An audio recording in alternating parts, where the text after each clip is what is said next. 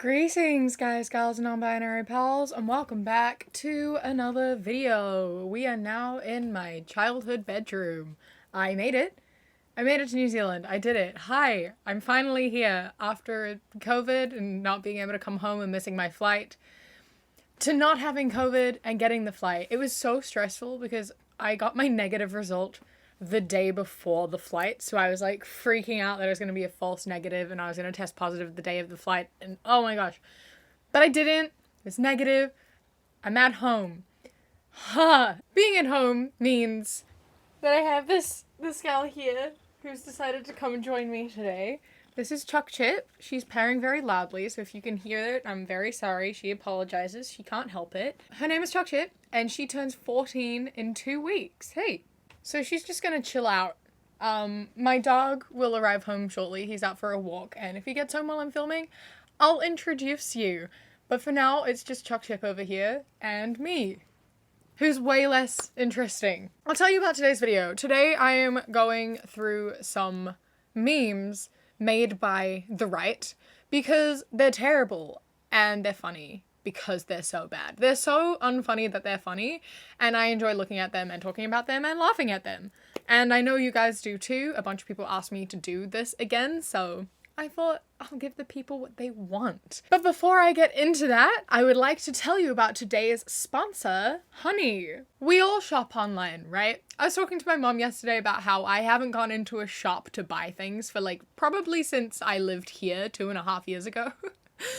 Because we all just shop online, especially after the pandemic. During the pandemic, that's not over. There's no point in going in store and talking to people, you know? No, not a vibe. I don't know. I don't like talking to people. And Honey makes that even more enjoyable. When you go to checkout of some of your favorite stores, hundreds of them. This works on hundreds and hundreds of stores. When you go to checkout, if Honey is eligible on the website, she'll do a little dance. She'll do a little dance in the corner, and you can click on apply discounts, and Honey will scour the internet and find discounts that could be applicable to the purchase that you are making. And then, boom, you might have just saved some money. It's fantastic. I've been using Honey for 6-7 years now, I think. And I love it. Every time Honey works, I'm like, it's a lifesaver. I love you. It saved me so much money over the course of the past 7 years. And it saved a bunch of people a bunch of money. And you could be one of those people. And wait, I didn't even tell you the best part. The best part is that it is completely free. It just takes a couple of clicks to install, and then bam, it's done. You don't have to think about it until it does the little dance at checkout. And then you get a nice little surprise that you've got a discount. And it's fantastic, and I couldn't recommend it enough. So if you would like Honey, which you absolutely should, because as I said, why wouldn't you? It saves you money, and it's piece of pie to use, then use the link in my description or go to joinhoney.com/queerkiwi. Thank you so much, Honey, for sponsoring today's video. Let's get on to the memes. College sophomore, eat the rich, the house they grew up in, and it's a nice house. I really don't think people quite understand what the eat the rich thing means. It doesn't mean eat the people who make a good living and can afford luxuries. It means the billionaires, the people who exploit thousands of people. It's the people who hold a majority of the world's wealth. It's people like Bezos or Zuckerberg or Gates. It's the people who hoard all the money and hold all of it and exploit the people below them. They're the people we're talking about because they have the means to pay their workers, and yet they don't, because they're assholes and they hoard money because they're bad people. That's who we're talking about. We don't care about you. If you make 300 grand a year, good for you. I don't care. We're not talking about you. You can carry on living your nice little luxurious life. That's fine. But when you're earning millions of dollars a year, yeah, I'm gonna be pissed. Pay your workers. Donate all of it. You know, you don't need that much money. That's who we're talking about. We're not talking about you. You're not the main character. Back of this pickup truck. I can't wait to grow up and be a Biden supporter like my daddy. Bruh, we're in some dude's ass. Looking for a woman that likes to suck but not swallow. I need her to help me siphon gas. Okay. Right. So, homophobia. first and foremost, I never understand this because I guess they're homophobic, so they see being gay as like the worst thing ever. But the fact that people use gay as like an insult, they're like, Biden supporters are all gays. And what? Why is that the worst thing you can think of? If gay is the worst insult you can come up with, that's quite sad, because literally there's nothing wrong with being gay. I don't care. You call me gay? Great, cool, yeah, because I am. And if a straight person gets called gay and they get offended, that sounds like a them problem, and that's some homophobia on their behalf. My guy, come up with something better. The homophobia is just not it. It's not it. It's not funny. It's not clever. It's not insulting for someone to be gay. Like, get out of like 2003, you know? Like, grow up. I saw this and this is appalling. So this is each quadrant of the political compass's ideal girlfriend. Authoritarian right is a Latina, very Catholic, very aggressive and possessive, will murder you if you cheat, wants 4 kids minimum. Libertarian right, high cultural emphasis on education and work ethic, hates communists for taking over her homeland, cheap if you're gonna go the mail order route. Libertarian left, socially progressive, hates the government, wants communities to run themselves, okay with very kinky race play. Authoritarian left, Slavic, very collective, post-Soviet era, turned out shit, so willing to give it a second shot, slightly anti-Semitic. This is so fucked, man. It's so gross. The racial stereotyping is ridiculous and gross. All black people are libertarian left and all Latina people are authoritarian right. Like, bro, the stereotyping is disgusting and this whole thing is so objectifying and gross. Stereotyping people into like boxes is so problematic and so unhelpful, and just like, bro, fuck off. Shut up. You're not funny. It's not cool. It's not funny. You just look like an ignorant asshole because you are an ignorant asshole. But like, keep it to yourself next time. The student debt crisis solved. 1, you took out a loan. 2, pay it back. And then they captioned it with, but I want to buy blue hair dye. Bro, do you understand how the problem, firstly, is that you have to take out a loan in the first place. That in itself is a big problem. You shouldn't have to take out a loan to pay for your education, especially not a loan as big as you have to already. Like, in a lot of places in Europe, uni is very, very affordable. I remember learning in French class at high school that uni was like only a few €100 a year in France. And I don't know if that's changed since then, but as far as I'm aware, that's how it was. When my mom went to uni, she didn't have to take out a student loan. University was affordable. It's just not anymore. You shouldn't have to borrow tens of thousands, if not hundreds of thousands of dollars to pay for your education. Here, a few years ago, they implemented the first year of uni is free now. The point is that you shouldn't have to pay that much to get an education. It shouldn't be that expensive. It's ridiculous how expensive it is. And also, you borrow the money because you have to. You don't have a choice. They wouldn't borrow the money if they didn't, need to borrow the money. And the paying it back is there's a huge interest rate on paying it back. So you can borrow a small amount of money, and because it takes you a long time to finish uni, and you have all those years of doing uni, and then you have to start work, you have to pay back so much more than you borrow. And it's fucked up because kids are signing these contracts. Kids are getting into this and having to do this, and they don't fucking know. We don't learn about this shit. You don't learn about student loans or anything at high school, which you definitely should. If school is encouraging you to go to uni, you should definitely learn about loans and tax and interest and things at school. And I know that I didn't finish high school though. I'm pretty sure that none of my friends learned any of that shit, and you really should have to. That should be part of the curriculum. On this note, but also very separate, is that I graduated from uni, guys. My graduation ceremony's in 2 weeks. Yay! Finally! Oh my gosh, it took me so long to do. It took me so long to finish because I left for London with a semester left, and then COVID happened, and then I've just been doing like 1 paper a semester since I left, and I finally finished. My graduation ceremony is in 2 weeks. Anyway, hopefully, if it can happen because of COVID, but yeah. In northern Florida, when you ask for milk in your coffee, they just put milk in. There's no long discussion about, do you mean oat milk or soy? Come on. Or even almond, chalk water. Milk means milk. It's civilized down here.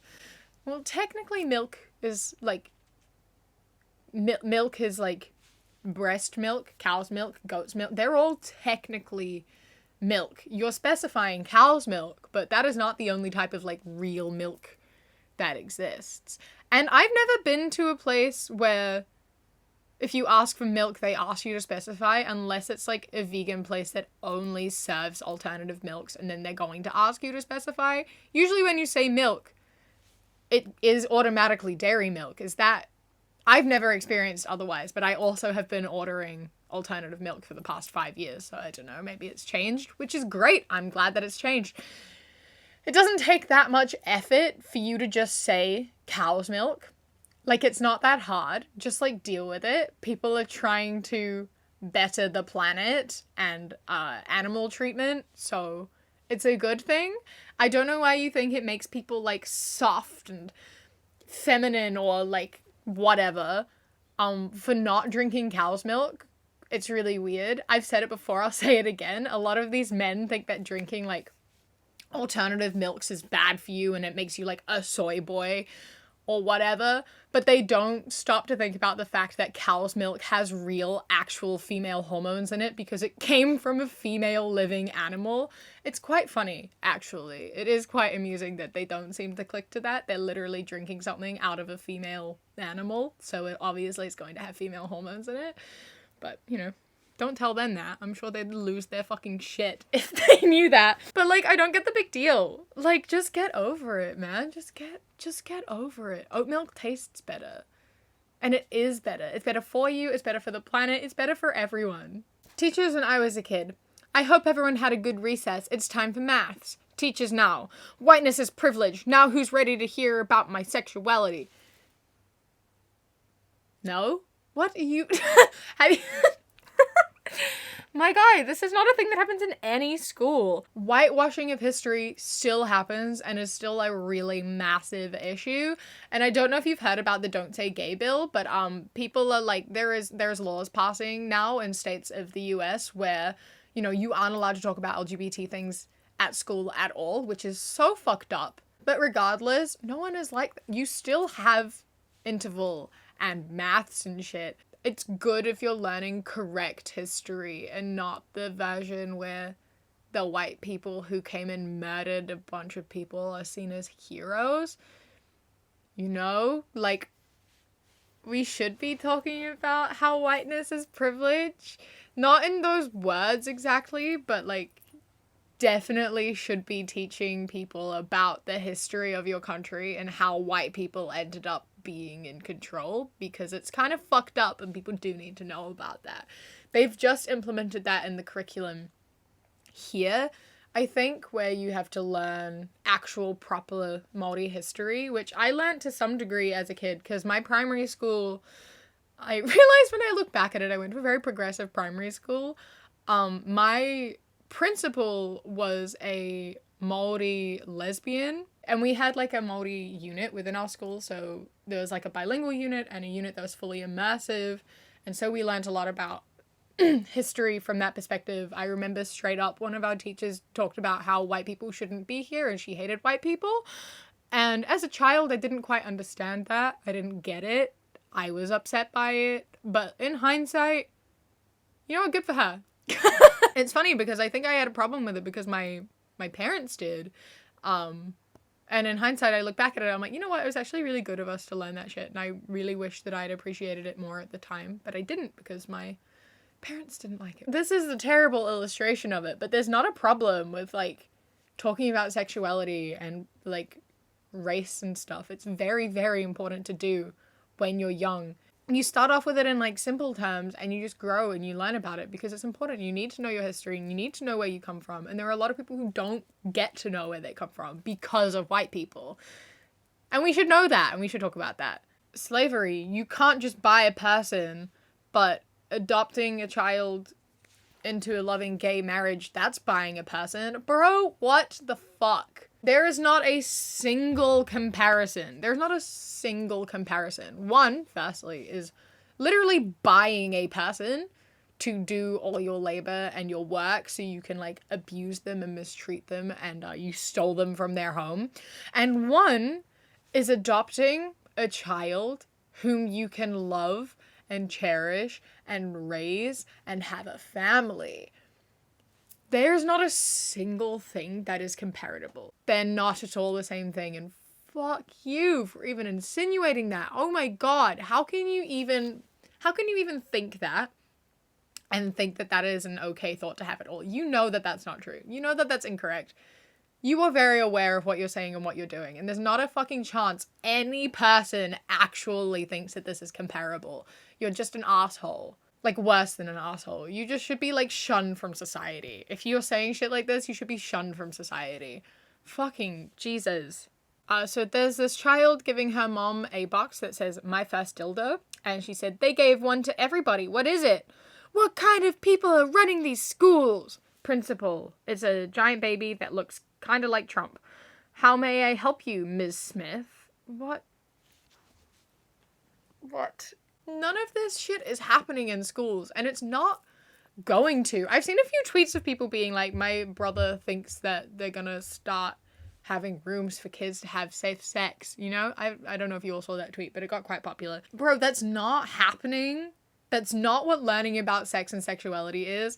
Encouraging safe sex and saying that sex is normal is not the same as providing children with sex. That's not at all what it is. That's not okay, and that's not appropriate, and that's never going to happen. Talking about sex and safe sex and sexuality is not, it's not predatory at all. Kids are having sex, whether you like it or not. They are going to be having sex, and it's better to tell them how to do that safely than to neglect it and tell them not to do it, because they're going to do it anyway. If you look at places where they have good, comprehensive sex education, the pregnancy rates and the STI rates are so much lower. Places that they teach abstinence only is where there are higher rates of teen pregnancy and STIs, because they are going to have sex anyway, but they don't know how to do it safely. And especially if you tell a teenager not to do something over and over again, it's going to make them want to do it even more. I have witnessed this firsthand, and I know exactly how it goes, and I have seen teen pregnancies occur based on strict environments that were discouraging of sex and talking about sex and bodies. It's just not cool, man. It's so much better for everyone if you just talk about these things in a helpful way and give resources so that they know what they're doing and they can be safe about it. You can't deny that kids are going to be doing this shit. Should they be? That's another story. That's another question completely. But like teenagers, you need to start talking about this shit quite young. I know people who were having sex when they were 14. Like, you gotta talk about this shit. You've gotta talk about this shit young. You gotta start at high school, because you don't know what's gonna happen, and kids don't know what they're doing, and they need to know what they're doing. Primary school and intermediate school, up until the age of like 13, 14, talk about bodies, talk about puberty, talk about what is and isn't okay for other people to be doing to your bodies. All that sort of stuff, knowing what's going on with their bodies, very important. We need to talk about it. Talking about like sex and how that works and what it is and all that sort of stuff, that needs to happen in high school when you're a teenager. And you can't fucking deny that that needs to happen. And that is not the same as giving a child a fucking dildo. That's not the same thing. And you know it's not the same thing. Get your head out of your ass and go live on the moon. Anyway. That's all my post to you today. That last cartoon, he has a Twitter and I scrolled through it and he has a bunch of cartoons and they all made me want to slam my head into a wall. If you want me to do a video where I just look at his comics, I can do that, but I'm going to despise every second of it, but I'll do it. Let me know. Before you go, don't forget to check out these t-shirts that I have. I can't remember where I put all the other ones, but I did a collaboration with Insectum, which is a small sustainable clothing business, and I've done a few New Zealand themed teas. So here's a kiwi with a Hamilton frog, which is a native frog species to New Zealand that's incredibly critically endangered. I've got one that is a tuatara with a cowboy hat, and a tuatara is the closest living relative to a dinosaur. They're also native to New Zealand. They're pretty cool. And then I've got a pride kiwi, which you can get in a range of 8 different pride themed colors. So like queer, gay, lesbian, trans, non-binary, ace, etc. You can get them on a kiwi, which is really cool. You'd be supporting me, you'd be supporting a small business, as well as I will be donating 10% of my profit to a New Zealand conservation and wildlife organization. So everyone wins, right? Thank you so much to my Kiwi Fruit and Kiwi Bad channel members whose names are on the screen right now. I love and appreciate you so, so much. Massive thank you to my Sprout and above patrons. I appreciate you endlessly, with an extra special massive thank you to my Kiwi Cat patrons. Wolf, Rosa, Toulouse, Bobby, Sparrow, Josh, Mandy, and Robbie. I love and appreciate you so, so much. Thank you so, so much for becoming a patron. If you would like to become a patron too, you can go to the link in the description or patreon.com/savvycat. There's a whole bunch of different packs that you can get, and I would love to have you. So thank you. Don't forget to follow me on Instagram, The Queer Kiwi, and Twitter, That Queer Kiwi. I hope that you enjoy the rest of your day. Stay safe. Keep fighting. I love you. Mwah. When you